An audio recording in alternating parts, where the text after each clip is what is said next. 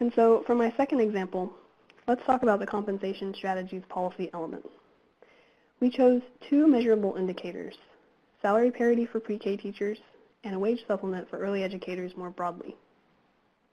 And the vision is that compensation across the early childhood field would be in line with educators of older children, in recognition of the fact that early education requires just as much skill and training. Currently, however, we're still very far from this goal. There are wide disparities in earnings, not only between early educators and educators of elementary and older children, but also among early educators themselves, with those in school settings receiving higher compensation than those in center or home-based settings. And so, because states are nowhere near optimal, we chose indicators and defined making headway relative to where states are now. And the closest that any state policy efforts come to substantially raising the base pay of early educators is in publicly funded pre-K programs. And so we assess states based on whether or not they require, at a minimum, salary parity for all of their publicly funded pre-K teachers. And I say at a minimum because compensation parity really should entail attention to benefits and working conditions more generally. For example, including paid time for professional responsibilities, such as planning or attending professional development opportunities. But we didn't want to set the bar too high for this initial addition. But because we're trying to spur progress, we did set some criteria to guide states.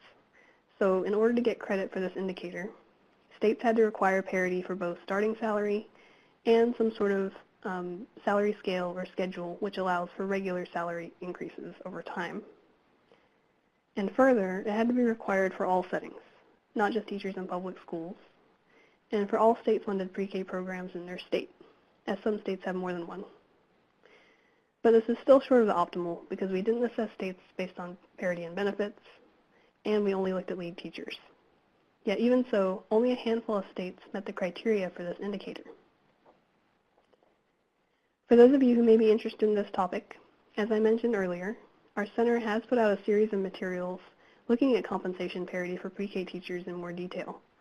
The series includes a brief, which lays out a framework for understanding compensation parity, as well as a summary of where states are currently, and also a longer report which describes the current parity landscape across all of the states.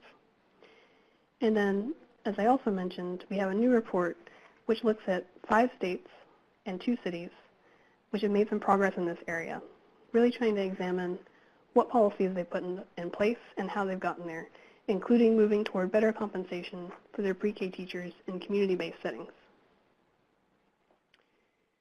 But in terms of our second compensation indicator in the index, we looked at whether or not states have a wage supplement program for early educators more generally, not just pre-K teachers. And we want to emphasize that this is not because we don't think that increased compensation should be a priority across the entire early childhood field. We do. However, to date, there have been few state initiatives which attempt to directly raise base pay for early educators outside the pre-K system. We've seen that collective bargaining is one strategy that has seen success, for example, in New York. And there have been some local initiatives which try to raise base pay for early educators outside the pre-K system.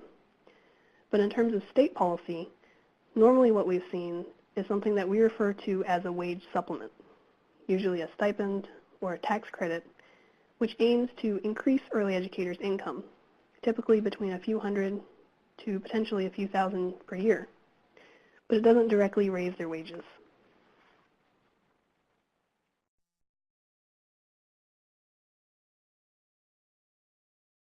Now again, this is a cross-state map of the assessment of this policy element, compensation strategies.